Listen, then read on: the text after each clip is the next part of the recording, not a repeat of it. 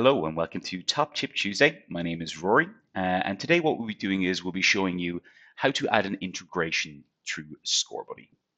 So when you look here at your dashboard, what you would have to do is go to the Score tab, click on the Interactions tab, and then what you can do is you can click here to see View your integrations. Now, any existing integrations will be housed here, but you will also have an option to add a new integration.